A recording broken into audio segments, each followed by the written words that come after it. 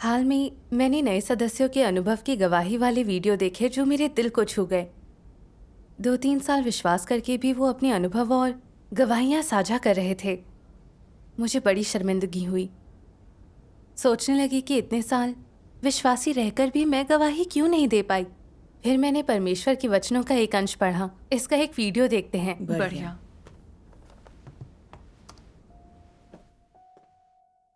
सर्वशक्तिमान परमेश्वर कहते हैं, जो कुछ तुम लोगों ने अनुभव किया और देखा है वो हर युग के संतों और पैगंबरों के अनुभवों से बढ़कर है। लेकिन क्या तुम लोग अतीत के इन संतों और पैगंबरों के वचनों से बड़ी गवाही देने में सक्षम हो? अब जो कुछ मैं तुम लोगों को देता हूं वो मूसा से बढ़कर और दाऊद से बड़ा है। अतः उसी प्रकार मैं कहता हूं कि तुम्हारी गवाही मूसा से बढ़कर और तुम्हारे वचन दाऊद के वचनों से बड़े हों। मैं तुम लोगों को 100 गुना देता हूं, अतः उसी प्रकार मैं तुम लोगों से कहता हूं, मुझे उतना ही वापस करो। तुम लोगों को पता होना चाहिए कि वो मैं ही हूं जो मनुष्य को जीवन देता है, और तुम ही लोग हो जो मुझसे जीवन प्राप्त करते हो, और तुम्हें मेरी गवाही अवश्य देनी चाहिए। ये तुम लोगों का वो कर्तव्य है जिसे मैं नीचे तुम लोगों के लिए भेजता हूं, और जिसे तुम लोगों को मेरे लिए अवश्य निभाना चाहिए। मैंने अपनी सारी महिमा तुम लोगों को दे दी है। मैंने तुम लोगों को वो जीवन दिया है जो चुने हुए लोगों इज़राइलियों को भी कभी नहीं मिला। उचित तो यही है कि तुम लोग मेरे लिए गवाही दो। अपनी युवावस्था मुझे समर्पित कर दो और अपना जीवन मुझ पर कुर्बान कर दो। जिस किसी को मैं अपनी महिमा दूंगा वो मेरा गवाह बनेगा और मेरे लिए अपना जीवन देगा। इसे मैंने पहले से नियत किया हुआ है। ये तुम लोगों का सौभाग्य है कि मैं अपनी महिमा तुम्हें देता हूं, और तुम लोगों का कर्तव्य है कि तुम लोग मेरी महिमा की गवाही दो। अगर तुम लोग केवल आशीष प्राप्त करने के लिए मुझ पर विश्वास करते हो तो मेरे कार्य का ज्यादा महत्व नहीं रह जाएगा, और तुम लोग अपना कर्तव्य पूरा नहीं कर रहे होगे। तुम लोगों ने केवल मेरे सत्य, मेरे मार्ग और मेरे जीवन को ही प्राप्त नहीं किया है, अपितु मेरी उस दृष्टि और प्रकटीकरण को भी प्राप्त किया है जो यूहन्ना को प्राप्त दृष्टि और प्रकटीकरण से भी बड़ा है। तुम लोग कई और रहस्य समझते हो, और तुमने मेरा सच्चा चेहरा भी देख लिया है। तुम लोगों ने मेरे न्याय को अधिक स्वीकार किया है और मेरे धर्मी स्वभाव को अधिक जाना है, और इसलिए यद्यपि तुम लोग इन अंत के दिनों में जन्मे हो, फिर भी तुम लोग पूर्व की और पिछली बातों की भी समझ रखते हो, और तुम लोगों ने आज की चीजों का भी अनुभव किया है, और ये सब मेरे द्वारा व्यक्तिगत रूप से किया गया था। जो मैं तुम लोगों से मांगता हूं वो बहुत ज्यादा नहीं है, क्योंकि मैंने तुम लोगों को इतना ज्यादा दिया है और तुम लोगों ने मुझ में बहुत कुछ देखा है। इसलिए मैं तुम लोगों से कहता हूं कि सभी युगों के संतों के लिए मेरी गवाही दो, और ये मेरे हृदय की एकमात्र इच्छा है। आमीन। परमेश्वर के वचन पढ़कर मैं जोश में थी, पर अपराध बोध भी हुआ। जोश इसलिए कि मैं उसके कार्य का अनुभव कर वचनों की आपूर्ति पा सकी। अपराध बोध इसलिए कि सालों तक परमेश्वर में विश्वास करके भी मैंने उसकी कोई गवाही नहीं दी। मैंने सोचा अंत के दिनों में परमेश्वर ने हमें ढेर सारा सत्य दिया है, पर हम सत्य का अनुसरण नहीं करते, समझने की क्षमता भी कमजोर है। इसलिए परमेश्वर सत्य के सभी पहलुओं पर संगति करता है, हमें मिसाल और उपमाएं देता है, हमें व्यवहारिक रूप से समझाता है ताकि हम इसे समझ सके। सही कहा। हमारे भ्रष्ट स्वभाव को लक्ष्य बनाकर हमारा न्याय करके उजागर करने के लिए वचन बोलता है, उपदेश देकर हौसला बढ़ाता है, सुकून देता है। परमेश्वर ने हम पर काफी मेहनत की है और बड़ी कीमत चुकाई है, क्योंकि वो चाहता है हम उसे जानें, सत्य समझें, अपने भ्रष्ट स्वभाव से छुटकारा पाएं और पश्चाताप कर खुद को बदलें। परमेश्वर हमसे यही गवाही चाहता है। उसका कार्य शुरू हुए 30 साल बीत चुके हैं। उसने बहुत सारा कार्य किया है और सत्य व्यक्त किए हैं। वो हम में इसकी गवाही देखना चाहता है। ये सत्य ही हो तो भी वो इसे स्वीकार करता है।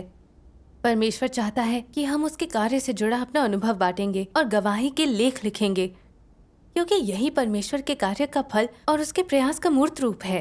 परमेश्वर इस गवाही की सराहना करता है। ऐसी गवाही परमेश्वर को सबसे अधिक खुशी और सुकून देती है। फिर मैंने खुद के बारे में सोचा। हालांकि परमेश्वर से मुझे बहुत कुछ मिला था, मगर मैंने कभी नहीं सोचा कि मैं सत्य के किन पहलुओं को समझती हूँ, सत्य की किस वास्तविकता में मैंने प्रवेश किया है। मैं परमेश्वर के वचन से सैद्धांतिक तौर पर समझती थी, कभी गंभीरता से अनुभव नहीं किया था। इसलिए जब परमेश्वर की गवाही देने वाले लेख लिखने की बात आई तो मुझे डर लगा और संकोच हुआ। मैंने इस संबंध में कोई प्रयास नहीं किया, ये सोचकर कि सालों तक विश्वास रखने पर भी मैं अपने अनुभव नहीं लिख पाई। मेरे पास कोई गवाही नहीं थी। मैं बहुत निराश हो गई।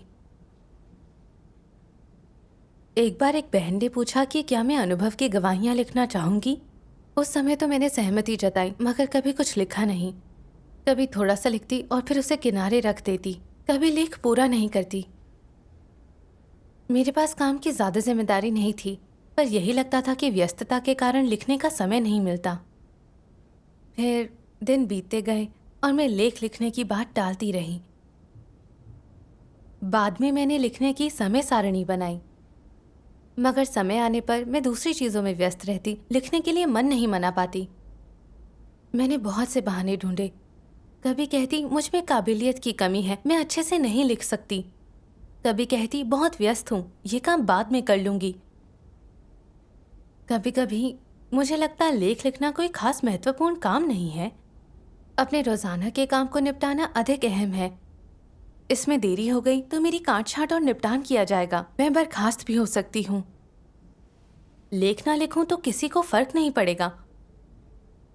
ये सोचकर मैंने लेख लिखने के काम को कम गंभीरता से लिया। गवाही लेख लिखने को मैंने अपने काम का अहम हिस्सा नहीं माना। जब भी गवाहियां लिखने की बात आती, मैं इस अड़ियल हालत में फंस जाती। मेरी भी यही हालत है। लेख न लिखने के लिए अक्सर बहाने बनाती हूँ। आखिर आपने अपनी इस हालत को कैसे बदला? एक दिन मैंने परमेश्वर के कुछ वचन पढ़े, जिससे मेरी सोच थोड़ी बदल गई। मैं पढ़ती हूँ।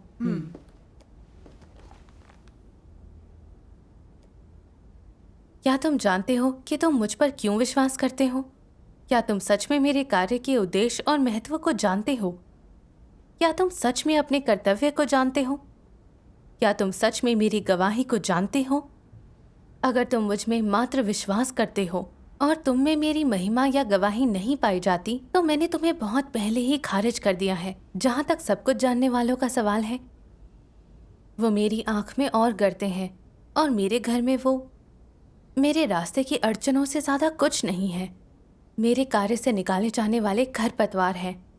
वो किसी काम के नहीं है, वो बेकार है। मैंने लंबे समय से उनसे घृणा की है।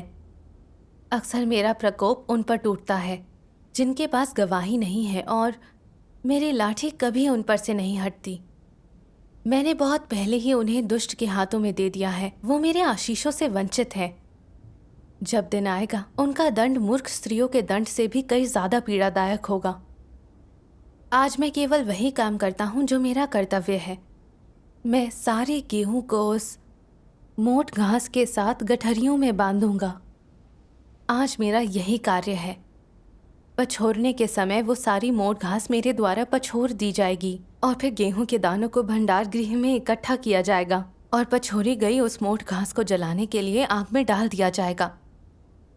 अब मेरा कार्य मात्र सभी मनुष्य को एक गठरी में बांधना है, अर्थात उन सभी को जीतना है। तब सभी मनुष्य के अंत को प्रकट करने के लिए मैं पछोड़ना शुरू करूंगा। अतः तुम्हें जानना ही होगा कि अब तुम मुझे कैसे संतुष्ट कर सकते हो और तुम्हें कैसे सही पथ पर आना चाहिए। अब मैं तुम्हारी निष्ठा और आज्ञाकारिता, तुम्हारा प्रेम और गवाही चाहता हूँ। अगर तुम नहीं भी जानते कि गवाही क्या होती है या प्रेम क्या होता है, तो तुम्हें अपना सब कुछ मेरे पास ले आना चाहिए, और जो एकमात्र खजाना तुम्हारे पास है, तुम्हारी निष्ठा और आज्ञाकारिता, उसे मुझे सौंप देना चाहिए। तुम्हें जानना चाहिए कि मेरे द्वारा शैतान को हराए जाने की गवाही मनुष्य की निष्ठा और आज्ञाकारिता में निहित है, साथ ही मनुष्य के ऊपर मेरी संपूर्ण विजय की गवाही भी। मुझ पर तुम्हारे विश्वास का कर्तव्य है मेरी गवाही देना, बस मेरे प्रति वफादार होना और अंत तक आज्ञाकारी बने रहना। आमीन। परमेश्वर के वचन दिल में चुभ गए थे। इस अंश में कहा गया है कि परमेश्वर के विश्वासियों को उसकी गवाही देनी चाहिए। जब वो गवाही नहीं दे सकते तो वो उसकी नफरत के पात्र बन जाते हैं। परमेश्वर के वचन की यह पंक्ति, अगर तुम मुझ में विश्वास करते हो और तुम में मेरी महिमा या गवाही नहीं पाई जाती, तो मैंने तुम्हें खारिज कर दिया है। और परमेश्वर के ये वचन, जहाँ तक सब कुछ जानने वालों का सवाल है, वो मेरी आँख के और भी ज्यादा कांटे हैं, और मेरे घर में वो मेरे रास्ते की अड़चन है, घास फूस है जिसे मेरे कार्य से निकाल दिया जाना है। अक्सर मेरा प्रकोप उन पर टूटता है जिनके पास गवाही नहीं है, और मेरी लाठी कभी उन पर से नहीं हटती। मैंने बहुत पहले ही उन्हें दुष्ट के हाथों में दे दिया है। वो मेरे आशीषों से वंचित हैं। जब दिन आएगा, उनका दंड मूर्ख स्त्रियों के दंड से भी कहीं ज्यादा पीड़ादायक होगा। आमीन। परमेश्वर के वचनों से मुझे न्याय किए जाने का एहसास हुआ। मैंने उसका क्रोध महसूस किया। इतने बरसों तक परमेश्वर में विश्वास करने और उसका अनुसरण करते रहने के बाद परमेश्वर के इतने सारे वचन पढ़ने, अनगिनत उपदेश और संगति सुनने, काट छाट और नाकामियों का अनुभव करने और पवित्र आत्मा के मार्गदर्शन और अनुशासन के बाद भी मैं गवाही नहीं दे सकती। मेरे पास थोड़ा अनुभव और ज्ञान था, मगर मैं लिखने पर मेहनत नहीं करना चाहती थी। मैं पूरा दिन बाहरी चीजों को संभालती थी। अपने भ्रष्ट स्वभाव को ठीक करने के लिए सत्य नहीं खोजती थी, सत्य में प्रगति करने की कोशिश नहीं की। मैंने थोड़ा ज्ञान हासिल किया, मगर ये अक्सर एक तरफा और मामूली होता था। मैंने कभी विचार कर स्पष्टता हासिल नहीं की ताकि वास्तविक समझ पा सकूं। मैंने जो हासिल किया था वो भी गवा दिया, जिससे पवित्र आत्मा का प्रबोधन भी दब गया। फिर मैंने सोचा, जब मैं नए सदस्यों का सिंचन करती थी, मैं परमेश्वर के कार्य की गवाही भी ठीक से नहीं दे पाती थी, बस सतही चीजें साझा करती थी। सुसमाचार का प्रचार करते हुए भी मसीह विरोधियों की भ्रांतियों का विश्लेषण करने के लिए मुख्य बिंदुओं को समझ नहीं पाती थी। सत्य को लेकर मेरी समझ आधी अधूरी होती थी। सभाओं में जीवन प्रवेश की समस्याओं पर संगति के दौरान ज्यादातर वक्त पुराने सतही मुहावरों से लोगों को फुसलाती थी या कुछ खोखले सिद्धांतों और उथली समझ की बातें करती थी। मैं समस्याएं हल नहीं कर पाती थी। मेरी गवाही असरदार नहीं थी। सत्य के किसी भी पहलू के बारे में मेरी समझ बेहद खोखली थी। मेरी संगतियों में ज्यादातर सत्य की वास्तविकता नहीं होती थी। मैंने देखा कि परमेश्वर में विश्वास करके भी मैं उसकी गवाही नहीं दे सकती थी। दरअसल मैंने परमेश्वर के वचनों के न्याय और ताड़ना को कभी नहीं स्वीकारा। मेरे पास सत्य समझने और जीवन स्वभाव बदलने की भी गवाही नहीं थी। मैंने सोचा कि कैसे परमेश्वर ने कहा था, ऐसे लोग उसकी आंखों का कांटा हैं, रुकावटें और घास फूस हैं जिन्हें वो निकाल बाहर करेगा। परमेश्वर का क्रोध कभी कम नहीं होता। इन विचारों ने मुझे दुखी कर दिया। मैंने बरसों से परमेश्वर में विश्वास किया, पर सीखा कुछ भी नहीं।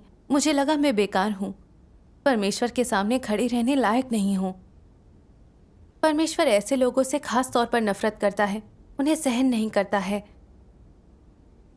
ऐसे लोग भले ही अपना कर्तव्य निभाते हैं, पर क्योंकि वो सत्य का अनुसरण नहीं करते, वो पवित्र आत्मा का कार्य हासिल नहीं कर सकते और अंत में परमेश्वर द्वारा बचाए नहीं जा सकते। ऐसे लोगों के प्रति परमेश्वर के रवैये को देखते हुए मेरी धारणाएं पूरी तरह से खंडित हो गईं। मैं सोचती थी कि अगर मैंने अपना सौंपा गया काम अच्छे से किया, अपने काम में कोई दुष्टता नहीं की, गंभीर अपराध नहीं किए और मुझे बर्खास्त नहीं किया गया तो मुझे ज़रूर बचाया जाएगा।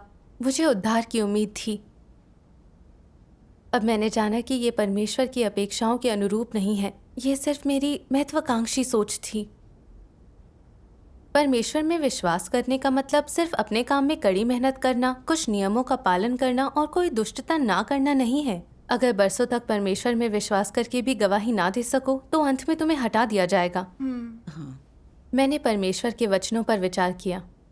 अगर कोई ऐसा दिन आता है जब तुम उस सब की गवाही देने में असमर्थ होते हो जो तुमने आज देखा है, तो तुम सृजित प्राणी का कार्यकलाप गवा चुके होगे और तुम्हारे अस्तित्व का कोई अर्थ नहीं होगा। तुम मनुष्य होने के लायक नहीं होगे, यहाँ तक कि तुम मनुष्य नहीं रहोगे। मैंने तुम लोगों पर अथाह कार्य किया है, जो कि फिलहाल तुम कुछ सीखते या जानते नहीं और तुम्हारा परिश्रम अकारत है। इसलिए जब मेरे पास अपने कार्य का विस्तार करने का समय होगा, तब तुम्हारे मुंह से आवाज ना निकलेगी और तुम बेकार होगे। क्या यह तुम्हें पापी नहीं बना देगा? जब वो समय आएगा तो क्या तुम्हें अफसोस नहीं होगा? परमेश्वर के वचनों ने बेहद शर्मिंदा महसूस कराया। मुझे बड़ी चिंता हुई। लगा इस तरह तो नहीं चल सकता। सही कहा। फिर मैं गवाही लेख लिखने पर ध्यान देने लगी।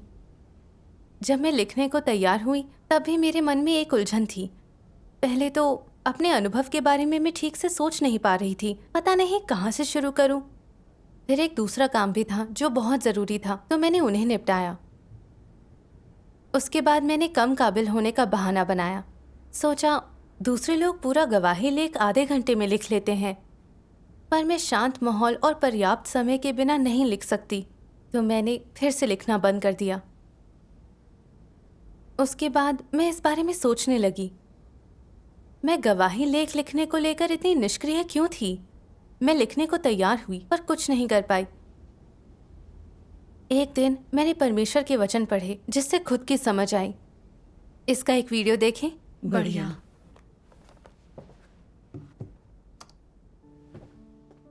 सर्वशक्तिमान परमेश्वर कहते हैं, तुम शैतानी स्वभाव को कैसे जान और पहचान सकते हो? आकलन उन कामों के आधार पर करना चाहिए जिन्हें शैतान करना पसंद करता है, साथ ही उन तरीकों और तरकीबों के आधार पर जिनके द्वारा वो काम करता है। उसे सकारात्मक चीजें कभी पसंद नहीं आती। वो बुराई पसंद करता है और खुद को निपुण और हर काम नियंत्रित करने में सक्षम समझता है। ये शैतान की अहंकारी प्रकृति है। इसलिए शैतान बेपरवाही से परमेश्वर को नकारता है, उसका प्रतिरोध और विरोध करता है। वो सभी नकारात्मक और बुरी चीजों का प्रतिनिधि और मूल है। इस मामले को स्पष्ट रूप से देख पाने के लिए शैतानी स्वभावों की समझ होनी चाहिए। लोगों के लिए सत्य को स्वीकारना और सत्य का अभ्यास करना कोई साधारण बात नहीं है, क्योंकि उन सभी में शैतानी स्वभाव होते हैं। सभी अपने शैतानी स्वभाव के अंकुश और बंधन को झेल रहे हैं। उदाहरण के लिए, कुछ लोग समझते हैं कि एक ईमानदार व्यक्ति होना अच्छा होता है। जब वे किसी को ईमानदार होते, सच बोलते और खुले दिल से बोलते देखते हैं तो ईर्ष्यालु हो जाते हैं। फिर भी यदि तुम उन्हें ईमानदार व्यक्ति बनने के लिए कहो तो ये उन्हें मुश्किल लगता है। क्या ये शैतानी स्वभाव नहीं है? वे बातें तो अच्छी अच्छी करते हैं लेकिन अभ्यास नहीं करते। इसे कहते हैं सत्य से उकता जाना। जो लोग सत्य से उकता जाते हैं उनके लिए सत्य स्वीकारना कठिन होता है। उनके लिए सत्य की वास्तविकताओं में प्रवेश करने का कोई रास्ता नहीं होता। सत्य से उकताए लोग स्पष्ट रूप से जिस अवस्था में होते हैं वो ये है कि उन्हें सकारात्मक चीजों में कोई दिलचस्पी नहीं होती। वे सांसारिक प्रवृत्तियों के पीछे भागना ज्यादा पसंद करते हैं। उनका दिल उन चीजों को स्वीकार नहीं करता जिनसे परमेश्वर प्रेम करता है और जिनकी अपेक्षा परमेश्वर लोगों से करता है। इसके बजाय उनका रवैया उपेक्षापूर्ण और उदासीन होता है। कुछ लोग तो उन मानकों और सिद्धांतों का अक्सर तिरस्कार भी करते हैं जिनकी परमेश्वर लोगों से अपेक्षा करता है। वे सकारात्मक चीजों से दूर भागते हैं। वे उन चीजों के प्रति मन में प्रतिरोध, टकराव और अवमानना का भाव रखते हैं। ये सत्य से उकता जाने की प्राथमिक अभिव्यक्ति है। कलीसियाई जीवन में परमेश्वर के वचन पढ़ना, प्रार्थना करना, सत्य पर संगति करना, कर्तव्य पालन करना और सत्य के द्वारा समस्याओं का समाधान करना सकारात्मक बातें हैं। ये स्पष्ट है, लेकिन कुछ लोग इन सकारात्मक चीजों से घृणा करते हैं, उनकी परवाह नहीं करते और उनके प्रति उदासीन होते हैं।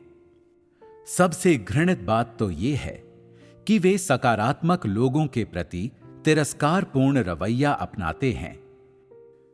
जैसे कि ईमानदार लोग जो सत्य का अनुसरण करते हैं, अपने कर्तव्यों का ईमानदारी से पालन करते हैं और जो परमेश्वर के घर के कार्य की रक्षा करते हैं। वे हमेशा इन लोगों पर हमला करने और उन्हें बाहर करने की कोशिश करते हैं। अगर उन्हें पता चल जाए कि उनमें कमियां हैं या उन्होंने कोई भ्रष्टता उजागर की है, तो वे तिल का ताड़ बनाकर उन्हें नीचा दिखाते हैं। ये कैसा स्वभाव है? वे सकारात्मक लोगों से इतनी नफरत क्यों करते हैं?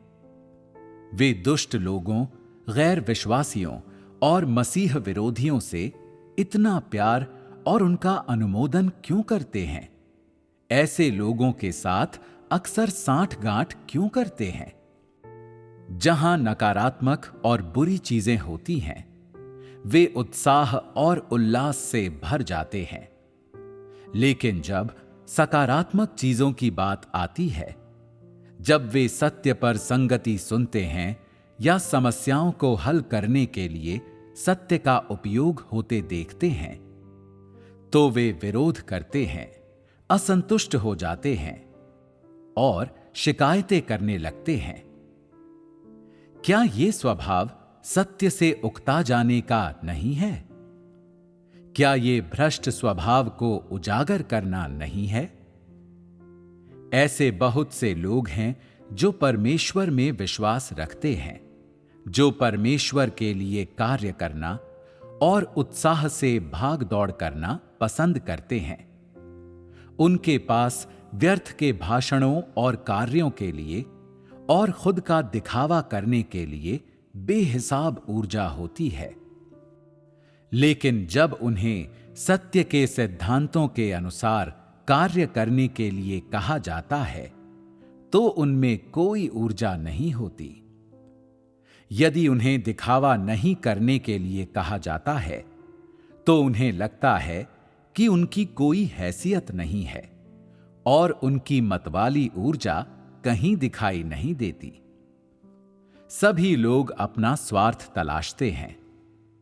परमेश्वर में विश्वास रखना शुरू करते ही सभी को मुकुट और पुरस्कार चाहिए होता है और उसके लिए कुछ भी भुगतने को तैयार रहते हैं। वे ऐसा क्यों करते हैं? ये सब आशीष पाने के लिए होता है। साफ साफ कहा जाए तो ये स्वर्ग के राज्य में प्रवेश पाने के लिए होता है। अगर लाभ न मिले तो लोगों की प्रेरणा चली जाती है। वे अवसाद में डूब जाते हैं और उनमें कोई उत्साह नहीं रहता। ये सारी बातें भ्रष्ट स्वभाव की देन है, जिसे सत्य से उकताहट होती है। जब लोग ऐसे स्वभाव के अधीन होते हैं, तो वे दिशाहीन होते हैं। उन्हें समझ नहीं आता कि कौन सा मार्ग चुने। वे अक्सर भटक कर गलत मार्ग चुन लेते हैं। जब लोग सत्य से उकताने के अपने स्वभाव को नहीं पहचान पाते तो वे सत्य स्वीकार नहीं कर सकते, और खुद में बदलाव ला पाना तो दूर की बात है। वे अब भी दैहिक सुखों और अपने भ्रष्ट शैतानी स्वभाव का अनुसरण करते हैं। इसका निहितार्थ ये है कि वे अब भी शैतान का ही अनुसरण करते हैं। उनकी सारी सेवा शैतान के लिए होती है। वे शैतान के सेवक होते हैं। आमीन। पहले मैं लेख लिखने पर ज्यादा मेहनत नहीं करती थी। मुझे कुछ समय के लिए अपराध बोध होता था। मैं इससे कोई बड़ी समस्या नहीं मानती थी। परमेश्वर के वचनों से समझ आया कि ये सत्य से नफरत करना है, जो एक शैतानी स्वभाव है। लेख लिखने के लिए अनुभव और ज्ञान की जरूरत होती है। सोचने में समय लगता है। हमें परमेश्वर के वचनों पर विचार करना, सत्य खोजना और आत्मचिंतन करना चाहिए। लेकिन उन बाहरी चीजों को निपटाना आसान होता है जिनमें हमें महारत होती है। इसलिए सत्य खोजने, परमेश्वर के वचन पर विचार करने और लेख लिखने के लिए कहे जाने पर मैंने इनकार किया, प्रतिरोध किया। मैं जानती थी कि परमेश्वर ने काफी संगति की है कि उसकी गवाही कैसे दें, और सभी भाई बहन गवाहियां लिखने का अभ्यास करते हैं। मुझे ही रुचि नहीं थी। मैंने तो इससे बचने के लिए बहाने भी बनाए। मैंने देखा कि मैं बहुत अड़ियल थी। सत्य से जुड़ी चीजों का मैं प्रतिरोध करती, मेहनत करने को तैयार नहीं थी। जो काम सत्य से जुड़ा नहीं था उसे लेकर खास तौर पर जोश और रुचि दिखाती थी। ये सत्य से ऊब जाने का शैतानी स्वभाव था। सही कहा। आपकी संगति के बिना मुझे कभी ये एहसास नहीं होता कि लेखना लिखने के लिए बहाने बनाना दरअसल सत्य से ऊब जाना है। हाँ, वास्तव में लेख लिखने की प्रक्रिया सत्य खोजने की प्रक्रिया है। समस्याएं हल करने के लिए सत्य खोजने से सत्य के प्रति लोगों के रवैये का पता चलता है। भले ही मैं बरसों से परमेश्वर में विश्वास करती थी, कर्तव्य निभाने के लिए खुद को खपा सकती थी, सिद्धांतों के बारे में बोल सकती थी, मगर सत्य में मेरी रुचि नहीं थी, इसे संजोती नहीं थी। मैं परमेश्वर के प्रति आज्ञाकारी नहीं थी, शैतानी स्वभाव में जीकर परमेश्वर से शत्रुता कर रही थी। इस पर विचार किया तो समझ आया कि मेरी समस्या गंभीर थी। परमेश्वर में विश्वास के बाद भी मेरा जीवन स्वभाव नहीं बदला था। सत्य के प्रति मेरा रवैया नहीं बदला। मैं अभी भी शैतान की ही थी और परमेश्वर का प्रतिरोध करती थी। अगर यही चलता रहा तो कितने ही बरसों तक विश्वास करूं, कभी सत्य को नहीं समझ पाऊंगी या अपने भ्रष्ट स्वभाव को ठीक नहीं कर पाऊंगी। अंत तक विश्वास करने पर भी मुझे पूरी तरह नहीं बचाया जाएगा। ये सोचकर मुझे थोड़ा डर लगा। पश्चाताप करते हुए मैंने प्रार्थना की। मैंने कहा, हे परमेश्वर, मैं सत्य से प्रेम नहीं करती, इससे घृणा करती हूँ। मैं अपने काम में सिर्फ प्रयास और मेहनत करके खुश थी। अब समझ आया मैं अपनी आस्था में कितनी कमज़ोर थी। मैं इस तरह आगे बढ़ना नहीं चाहती। तुम्हारी ओर मुड़कर सत्य खोजने के लिए मेहनत करना चाहती हूँ। आमीन। आमीन। फिर अच्छी शिक्षा और काबिलियत ना होने की मेरी शिकायतों के संबंध में एक बहन ने मुझे परमेश्वर के कुछ वचन भेजे जो मेरे लिए मददगार थे। मैं पढ़ती हूँ। ठीक है। परमेश्वर के न्याय और ताड़ना का अनुभव करना नए लाभ और सच्चे अनुभव देता है ताकि तुम परमेश्वर की गवाही दे सको। परमेश्वर के लिए गवाही देते समय तुम्हें बताना चाहिए कि परमेश्वर कैसे न्याय करता और ताड़ना देता है। लोगों के स्वभाव में परिवर्तन लाने के लिए किन परीक्षणों का उपयोग करता है। तुम्हें बात करनी चाहिए कि तुमने कितना सहन किया है, तुम्हारे भीतर कितने भ्रष्टाचार को प्रकट किया गया है और परमेश्वर ने कैसे तुमको जीता था। बात करो कि परमेश्वर के कार्य का कितना वास्तविक ज्ञान तुम्हारे पास है। तुम्हें परमेश्वर के लिए गवाही और उसके प्रेम का प्रतिफल कैसे देना चाहिए। तुम्हें इन बातों को सरलता से प्रस्तुत करते हुए इस प्रकार की भाषा में सत्व डालना चाहिए। खोखले सिद्धांतों की बातें मत करो, वास्तविक बातें अधिक किया करो। तुम्हें इसी प्रकार अनुभव करना चाहिए। दिखावा करने के लिए ऊंचे प्रतीत होते खोखले सिद्धांत तैयार मत करो। ऐसा करना तुम्हें बहुत घमंडी और तर्कहीन बनाएगा। तुम्हें अपने असल अनुभव की वास्तविक, सच्ची और दिल से निकली बातों पर ज्यादा बात करनी चाहिए। ये दूसरों के लिए लाभकारी होगा और उनके समझने के लिए सबसे उचित होगा। तुम लोग परमेश्वर के सबसे कट्टर विरोधी थे और उनके प्रति समर्पित होने के लिए तैयार नहीं थे, लेकिन अब परमेश्वर के वचनों के द्वारा तुम जीत लिए गए हो। इसे कभी नहीं भूलो। इन मामलों पर तुम्हें और विचार करना और सोचना चाहिए। जब लोग इसे समझ जाएंगे तो उन्हें गवाही देने का तरीका पता चल जाएगा, अन्यथा संभव है कि वो और बेशर्मी भरे मूर्खतापूर्ण कृत्य करे, जो कि परमेश्वर को शर्मिंदा करना है। सच्चे अनुभवों और सत्य की समझ के बिना परमेश्वर की गवाही देना संभव नहीं है। जिन लोगों की आस्था उलझन भरी होती है वो परमेश्वर की गवाही नहीं दे सकते। आमीन। आमीन। परमेश्वर के वचन पढ़ने के बाद मैं समझ गई, परमेश्वर की सच्ची गवाही उसके वचनों और उसके कार्य की गवाही है। ये उसके वचनों के न्याय, परीक्षण और शुद्धिकरण के अपने अनुभव और अपनी भ्रष्टता की संगति करना, परमेश्वर के वचनों से हासिल हुए ज्ञान को साझा करना और सत्य में प्रवेश का तरीका बताना है, ताकि लोग परमेश्वर का धार्मिक स्वभाव देख सकें, उसके कार्य को जान सकें।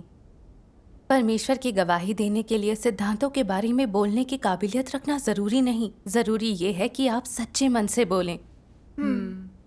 इसका एहसास होने पर मेरे दिल में थोड़ी रोशनी हुई। यही बात गवाहियां लिखने को लेकर सही है। आपके शैक्षणिक स्तर या लेखन शैली से कोई फर्क नहीं पड़ता। अहम यह है कि क्या आप सत्य खोजने के लिए प्रयास कर सकते हैं? क्या आप अपनी भ्रष्टता और समस्याओं का हल करने के लिए सत्य खोजते हैं? क्या आप परमेश्वर के न्याय का अनुभव कर सकते हैं? उसके वचन के आधार पर खुद को जान सकते हैं, समस्याओं के सार को समझ सकते हैं, पश्चाताप कर बदल सकते हैं। जब आप इन चीजों से परिपूर्ण होते हैं तो आपके लिखे लेख अच्छे होंगे। इसका आपके शिक्षा के स्तर से कोई संबंध नहीं है। सही है। मैं ये भी समझ गई कि अनुभव की गवाही लिखने का मतलब है परमेश्वर के वचन के बारे में अपने अनुभव और ज्ञान की बात लिखना, कि आपने कैसे भ्रष्ट स्वभाव दिखाए, कैसे परमेश्वर के वचन ने आपका खुलासा किया और आपने खुद को जाना। आपने प्रवेश करने के लिए सत्य के संबंधित सिद्धांतों को कैसे खोजा।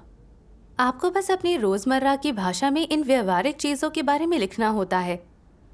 बस ये लिखना है कि आप क्या सोचते समझते हैं। अगर आप अपनी समझ और भावनाओं को शब्दों में लिखते हैं जिससे दूसरों को फायदा हो तो ये एक गवाही है। सही बात है। बिल्कुल।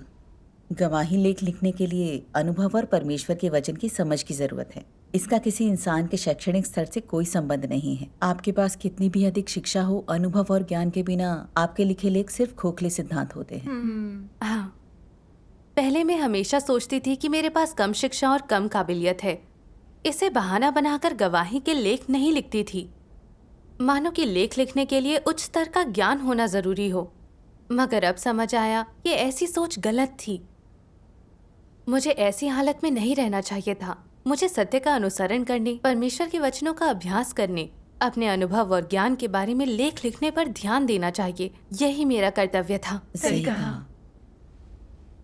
फिर एक सभा में मैंने परमेश्वर के वचनों का एक अंश पढ़ा जिससे मुझे सत्य का अनुसरण करने और गवाही लेख लिखने में मदद मिली। मैं पढ़ती हूँ। बढ़िया।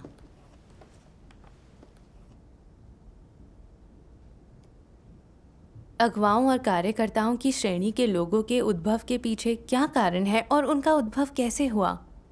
एक विराट स्तर पर परमेश्वर के कार्य के लिए उनकी आवश्यकता है। छोटे स्तर पर उनकी आवश्यकता है कलीसिया के कार्य के लिए, परमेश्वर के चुने हुए लोगों के लिए। अगुवा व कार्यकर्ताओं और परमेश्वर के चुने बाकी लोगों के बीच बस उनके द्वारा निभाए जाने वाले कर्तव्यों के विशिष्ट गुण का अंतर होता है। ये गुण उनकी अगुवाई की भूमिका में दिखता है। उदाहरण के लिए किसी कलीसिया में कितने भी लोग हों, अगुवा ही मुखिया होता है। तो ये अगुवा सदस्यों के बीच क्या भूमिका निभाता है? वो कलीसिया में मौजूद सभी चुने हुए लोगों की अगुवाई करता है। संपूर्ण कलीसिया पर उसका क्या प्रभाव होता है? अगर ये अगुवा गलत रास्ते पर चलता है तो कलीसिया में मौजूद परमेश्वर के चुने हुए लोग अगुवा के पीछे पीछे गलत रास्ते पर चले जाएंगे, जिसका उन सब पर बहुत बड़ा असर पड़ेगा। मिसाल के तौर पर पौलुस को लो, उसने अपने द्वारा स्थापित कई कलीसियाओं और परमेश्वर के चुने हुओं की अगुवाई की। जब पौलुस भटक गया तो उसकी अगुवाई वाली कलीसियाएं और लोग भी भटक गए। इसलिए जब अगुवा भटक जाते हैं तो केवल अगुवा ही प्रभावित नहीं होते, बल्कि वो जिन कलीसियाओं और चुने हुओं की अगुवाई करते हैं वो भी प्रभावित होते हैं। अगर अगुवा सही व्यक्ति है जो सही मार्ग पर चल रहा है और सत्य का अनुसरण और अभ्यास करता है, तो उसकी अगुवाई में चल रहे लोग अच्छी तरह परमेश्वर के वचन खाएंगे और पिएंगे और अच्छी तरह सत्य खोजेंगे, और अगवा का जीवन अनुभव और प्रगति दूसरों पर असर डालेगी। तो वो सही मार्ग क्या है जिस पर अगवा को चलना चाहिए? ये है दूसरों को सत्य समझाने और उसमें प्रवेश करने की ओर और परमेश्वर के समक्ष ले जाने में समर्थ होना। गलत मार्ग क्या है? ये है बार बार प्रतिष्ठा तथा लाभ के पीछे भागना, स्वयं को ऊंचा उठाना और कभी भी परमेश्वर की गवाही ना देना। इसका परमेश्वर के चुने हुए लोगों पर क्या प्रभाव पड़ता है? वो परमेश्वर से दूर भटक जाएंगे, अगवा के काबू में आ जाएंगे। अगर तुम लोगों को अपने समक्ष ले आने के लिए उनकी अगुवाई करते हो तो तुम उन्हें भ्रष्ट मनुष्य जाति के समक्ष ले आने के लिए उनकी अगुवाई कर रहे हो, और तुम उन्हें परमेश्वर नहीं शैतान के समक्ष ला रहे हो। लोगों को सत्य के समक्ष ले जाना ही उन्हें परमेश्वर के समक्ष ले जाना है। अगुवा और कार्यकर्ता चाहे सही मार्ग पर चलें या गलत मार्ग पर, उनका परमेश्वर के चुने हुए लोगों पर सीधा प्रभाव पड़ता है।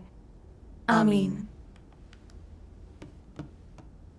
परमेश्वर के वचन पढ़ने के बाद मैं अपनी जिम्मेदारियां और कर्तव्य अच्छे से समझ गई। उस वक्त मुझे अपने कंधों पर बहुत बड़ी जिम्मेदारी महसूस हुई। परमेश्वर हमें बताता है कि अगुवा और कर्मी जो मार्ग चुनते हैं, इसका असर सिर्फ उन पर नहीं बल्कि उनकी अगुवाई में मौजूद लोगों पर भी पड़ता है। जब अगुवा और कर्मी सत्य खोजते हैं और वो सही लोग होते हैं तो वो सत्य में निरंतर प्रगति करते हैं। रोजमर्रा के जीवन में चिंतन करते हैं कि उनमें किस तरह की गलत सोच है या वो किस भ्रष्ट स्वभाव के अनुसार जीते हैं। वो परमेश्वर के वचनों से समस्याओं का सार समझते हैं, फिर पता लगाते हैं कि किन सिद्धांतों में प्रवेश करना है। जब अगुवा और कर्मी सही मार्ग पर चलते हैं तो वो अपने भाई बहनों के जीवन प्रवेश की जिम्मेदारी उठाते हैं, समस्याएं हल करने के लिए सत्य खोजते हैं ताकि उनकी अगुवाई में रहने वाले लोग भी इस दिशा में प्रवेश कर सकें। अगर अगुवा और कर्मी लापरवाह होते हैं, सत्य का अनुसरण नहीं करते हैं, अपना वक्त शोहरत और रुतबा हासिल करने में लगाते हैं, सत्य के अनुसरण में रुचि नहीं रखते हैं, समस्या सुलझाने के लिए सत्य पर संगति नहीं करते, तो उनका कर्तव्य मात्र एक बाहरी मामला ही है। खुद को ऊंचा उठाने के लिए सिद्धांतों पर बात करना है जिससे परमेश्वर की गवाही देने के नतीजे नहीं मिल सकते। फिर वो परमेश्वर के प्रतिरोध के मार्ग पर चलते हैं और वो लोगों को भी गलत दिशा में ले जा रहे होते हैं। हाँ, ऐसे लोग अपने ही रास्ते पर चल पड़ते हैं, दूसरों को सेवा करने के मार्ग पर ले जाते हैं जो परमेश्वर के प्रतिरोध का मार्ग है। ये काम करने और लोगों को बचाने के परमेश्वर के इरादे के खिलाफ है। बेशक। ये बात समझ आने पर लगा परमेश्वर ने मुझे अगवा बनने का अवसर इसलिए नहीं दिया कि मैं बाहरी काम कर सकूं या सेवा और परिश्रम कर सकूं या शोहरत और रुतबे के पीछे भागती रहूं। मेरे लिए परमेश्वर का इरादा था कि मैं एक अगवा की भूमिका निभाऊं, परमेश्वर के वचनों को खाने पीने में दूसरों की अगुवाई करूं, अपने काम की समस्याएं हल करने के लिए सत्य खोज सकूं और परमेश्वर के वचन की वास्तविकता में प्रवेश करूं। यही मेरा कर्तव्य और परमेश्वर का आदेश था। सही है। मुझे लगा कि सत्य का अनुसरण करना और अपने भ्रष्ट स्वभाव को ठीक करना अहम है। उस वक्त मुझे सत्य की बेहद उथली समझ थी, मुझ में सत्य की वास्तविकता नहीं थी, इसलिए मैं सिर्फ अनुभव करके ही सीख सकती थी। अगर आपका दिल सही मार्ग पर है तो आपको परमेश्वर का मार्गदर्शन और आशीष मिलेगा। इसके बाद मैं अपनी हालत पर चिंतन करने लगी कि परमेश्वर में अपनी आस्था के इतने बरसों में मैंने सत्य खोजकर किन समस्याओं और भ्रष्ट स्वभावों को हल किया। जब मैंने इस पर विचार करना शुरू किया तो पाया कि मैं उलझन में थी, कई सवालों को आधा अधूरा समझती थी। मैं वास्तव में सत्य नहीं समझती थी, समस्याओं के सार को नहीं देखती थी, अभ्यास के सिद्धांत नहीं ढूंढती थी, ना ही कभी मैंने असरदार तरीके से समस्याओं को हल किया। उसके बाद मैंने उन अनुभवों के बारे में लिखने की कोशिश की जिसकी मुझे अच्छी समझ थी। लिखते हुए विचार करती जाती थी, जब भी वक्त मिलता मैं विचार करती। लेख लिखने का काम पूरा होने पर मुझे काफ़ी संतोष और सुकून का एहसास हुआ, क्योंकि लेखन की प्रक्रिया के दौरान सत्य खोजकर मैं स्वाभाविक रूप से अपनी हालत और समस्याओं के सार को साफ तौर पर समझने लगी। सत्य के बारे में मेरा ज्ञान व्यवहारिक और ठोस हो गया, मेरा अभ्यास का मार्ग और भी स्पष्ट हो गया। गवाही लेख लिखना अपनी हालत के बारे में समझने और समस्याएं हल करने के लिए सत्य खोजने को लेकर बेहद अहम है। ये जीवन प्रवेश का मार्ग है, यही सत्य खोजने और उसे समझने का सही तरीका है। हाँ, सही बात है। बिल्कुल। फिर मैंने सुना कि अगुवाओं और कर्मियों समेत कई लोग लेख लिखने पर ध्यान नहीं देते, वो इसके लिए कोई प्रयास नहीं करते। कुछ लोग कहते हैं वो व्यस्त हैं, उनके पास वक्त नहीं है। मैंने सोचा क्या मेरी हालत भी ऐसी ही नहीं थी? मुझ में भी वही गलत सोच थी। मैंने लेख ना लिखने के लिए बहाने बनाए। मैंने सोचा अगर मैंने अपनी हालत के बारे में जानने और अपनी सोच बदलने के तरीके को लेकर कोई लेख लिखा तो क्या उससे कुछ भाई बहनों की समस्याएं हल नहीं होंगी? हाँ। ये समझ आने पर लगा अब मैं जिम्मेदारी उठा सकती हूँ। मैंने लिखने की तैयारी शुरू कर दी। भले ही मेरी समझ उथली और टुकड़े टुकड़े में थी, मैं जानती थी ये लेख लिखना मेरा कर्तव्य है, इसलिए मैंने जितना भी समझा उतना लिखना होगा। ये लक्ष्य मन में लेकर जब मैं अपने भाई बहनों से मिलती या उनके साथ संगति करती तो इस विषय पर चर्चा करती। जब भी मेरे पास खाली वक्त होता इस पर सोचती। सुबह कभी कभी मैं इस विषय पर परमेश्वर के वचन खाती पीती। कुछ समय बाद मैं इस समस्या को अधिक स्पष्ट रूप से समझने लगी। जब मैंने लिखना शुरू किया तो ये और भी आसान लगा। रूपरेखा तैयार करने के बाद मैंने अर्थ के हर स्तर को अपनी समझ के अनुसार व्यक्त किया। अपने विचारों और अनुभवों को अपने शब्दों में लिखा। अब मुझे ये मुश्किल नहीं लगा। लिखते समय चीज़ों पर विचार करते हुए लगा मैं समस्या को और इसमें शामिल सत्य के पहलुओं को अधिक स्पष्ट रूप से समझ सकती हूँ। मुझे लगा जितना हम सत्य खोजते हैं, समस्याएं हल करने के लिए लेख लिखते हैं, उतना ही हमें परमेश्वर का मार्गदर्शन मिलता है। सही है। मुझे परमेश्वर के वचन का एक अंश याद आया। परमेश्वर की इच्छा पर जितना विचार करोगे उतना ही तुम्हारा बोझ होगा, तुम्हारा अनुभव भी उतना ही समृद्ध होगा। जब तुम परमेश्वर की इच्छा को ध्यान में रखोगे तो परमेश्वर तुम पर एक दायित्व डाल देगा और उसने तुम्हें जो काम सौंपे हैं उनके बारे में वो तुम्हें प्रबुद्ध करेगा। जब परमेश्वर तुम्हें ये बोझ देगा तो तुम उसके वचन खाते पीते समय संबंधित सत्य पर ध्यान दोगे। यदि तुम्हारे ऊपर भाई बहनों की स्थिति से जुड़ा बोझ है तो ये बोझ परमेश्वर ने तुम्हें सौंपा है और तुम प्रतिदिन की प्रार्थना में इस बोझ को हमेशा अपने साथ रखोगे। परमेश्वर जो करता है वो तुम पर रखा गया है। जो वो करना चाहता है उसे करने को तुम तैयार हो। परमेश्वर के बोझ को अपना बोझ समझने का यही अर्थ है। फिर तुम परमेश्वर के वचन को खाते और पीते समय ऐसे मामलों पर ध्यान केंद्रित करोगे और सोचोगे कि मैं इन समस्याओं को कैसे सुलझा पाऊंगा। मैं अपने भाइयों और बहनों को मुक्ति प्राप्त करने के योग्य कैसे बना सकता हूँ। तुम संगति करते समय इन मुद्दों को हल करने पर ध्यान दोगे और परमेश्वर के वचनों को खाते पीते समय तुम बोझ उठाओगे और संबंधित वचनों पर ध्यान दोगे। परमेश्वर की अपेक्षाएं समझकर बेहतर जानोगे कि कौन सा रास्ता चुनना है। पवित्र आत्मा की ये प्रबुद्धता तुम्हारे बोझ का परिणाम है। ये परमेश्वर द्वारा प्रदान मार्गदर्शन है। मैं ऐसा क्यों कहता हूँ? यदि तुम्हारे ऊपर कोई बोझ नहीं है तो तुम परमेश्वर के वचनों को खाते और पीते समय इस पर ध्यान नहीं दोगे। बोझ उठाने के दौरान जब तुम परमेश्वर के वचनों का सार समझ सकते हो और परमेश्वर की इच्छा को ध्यान में रख अपना मार्ग खोज सकते हो। इसलिए परमेश्वर से प्रार्थना करते समय तुम्हें अधिक बोझ मांगना चाहिए और अधिक बड़े काम सौंपे जाने की कामना करनी चाहिए ताकि तुम्हारे आगे अभ्यास करने के अधिक मार्ग हों। परमेश्वर के वचन पढ़ना फलदायक हो और तुम उसके वचनों का सार पा सको और तुम पवित्र आत्मा द्वारा प्रेरित किए जाने के लिए और भी सक्षम हो जाओ। आमीन। परमेश्वर के वचनों से मैंने जाना कि जब हम अपने जीवन प्रवेश और कलीसिया की समस्याओं की जिम्मेदारी उठाते हैं तब हम सत्य खोजने में अधिक प्रयास कर पाते हैं। परमेश्वर के वचन खाते पीते उन पर अमल करते हैं, फिर उसे लेकर अपनी समझ पर संगति करते और लिखते हैं, तभी हम सत्य की वास्तविकता में प्रवेश कर पाते हैं। हाँ। इस प्रक्रिया के दौरान जब हम जिम्मेदारी उठाते और सत्य खोजते हैं तब हमें परमेश्वर का मार्गदर्शन मिलता है। धीरे धीरे हम सत्य की अपनी समझ को गहरा करते हैं, किसी चीज को पूरी तरह अधिक स्पष्ट रूप से समझते हैं, सत्य के बारे में व्यवहारिक समझ हासिल कर पाते हैं। सही है। अगर हम सत्य खोजने के लिए कड़ी मेहनत ना करें या लेख ना लिखें तो परमेश्वर के वचन के बारे में रोशनी मिलने पर भी ये सिर्फ एक सतही बौद्धात्मिक समझ होगी। ये हमेशा अस्पष्ट लगेगा, ऐसा लगेगा जैसे ये धुंध में बनी आकृतियां हों। ये दिखाता है कि हमें कोई असल ज्ञान नहीं है। हाँ। सिर्फ अपने वास्तविक ज्ञान और अनुभव के बारे में लिखने परमेश्वर के वचन के आधार पर समस्याओं पर विचार करने और समझने, फिर अपने ज्ञान को स्पष्ट तार्किक ज्ञान में बदलने के बाद ही अंत में हमारी समझ कारगर होती है। यही हमारी तैयार फसल है, हमारे विचारों का ठोस रूप है। हाँ। इस दौरान मैंने ये भी अनुभव किया कि कैसे लेख लिखना चीजों को साफ तौर पर जानने, सत्य समझने और समस्याएं हल करने की एक प्रक्रिया है। हम जितना लिखेंगे उतना ही हासिल करेंगे। बिल्कुल। अब मैं लेख लिखने में आनाकानी नहीं करती।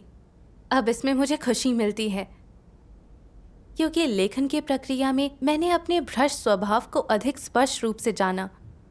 परमेश्वर के वचनों को समझने से मेरी सोच और विचारधारा भी बदल गई। यही वास्तविक लाभ है जो सबसे कीमती और सार्थक भी है। हाँ। पहले मैं हमेशा सोचती थी कि लेख लिखना परिश्रम वाला और खास तौर पर मुश्किल काम है। लेख लिखने के बजाय मैं बाहरी काम करना ज्यादा पसंद करती थी। मैं बहुत विद्रोही थी। मुझे ये भी लगता था कि लेख लिखने से मेरे काम में देरी हो जाएगी, मगर ये सोच वास्तव में बहुत गलत और बेतुकी थी। लेख लिखने से काम में कोई देरी नहीं होती है। यह आपको सत्य खोजने को प्रेरित करता है, अपने कर्तव्य में आपको असरदार बनाता है। हाँ। अब जब भी वक्त मिलता है मैं खुद को शांत करके अपनी हालत पर विचार करती हूँ। लगता है कि मुझे उन समस्याओं पर विचार करना है जिन्हें मैं समझ या हल नहीं कर पाती। धीरे धीरे मैं सत्य का अनुसरण करने की जिम्मेदारी उठाने लगी हूँ। मेरे बहुत से हालात का परमेश्वर के वचन के अनुसार समाधान करना जरूरी है। धीरे धीरे मैं परमेश्वर के वचन के लिए तरसने लगी हूँ। ये सब परमेश्वर के आशीष से मुमकिन हुआ है। मैं परमेश्वर की बहुत आभारी हूँ। परमेश्वर का धन्यवाद। आपके अनुभव ने मेरे दिल को छू लिया। हर विश्वासी को परमेश्वर की गवाही देने के लिए लेख लिखना चाहिए, मगर मैंने इससे बचने के लिए कई बहाने बनाए। मैंने कहा काम की वजह से मेरे पास वक्त नहीं होता, मेरे पास लिखने का अनुभव नहीं है। फिर जब मैंने सच में अपने मन को शांत किया तो समझ आया कि ये वक्त ना होने की बात नहीं है। दरअसल मैं प्रयास ही नहीं करना चाहती थी। अपने जीवन प्रवेश की जिम्मेदारी का बोझ नहीं उठाना चाहती थी। मैंने सिर्फ रुतबे के लिए काम किया। समस्याएं आने पर मैंने सत्य की खोज नहीं की। मैं अपने भ्रष्ट स्वभाव नहीं समझती थी। फिर जब लेख लिखने का समय आया तो मेरे पास अनुभव ही नहीं था। इसका संबंध इससे है कि मुझे ना सत्य से प्रेम था, ना मैं इसे खोजती थी। अब मुझे समझ आया कि सिर्फ अपने जीवन प्रवेश पर ध्यान देकर और शांत मन से परमेश्वर के सामने अपनी हालत पर विचार करने से ही मैं ये जान सकती हूँ कि जीवन में मैंने क्या उजागर किया।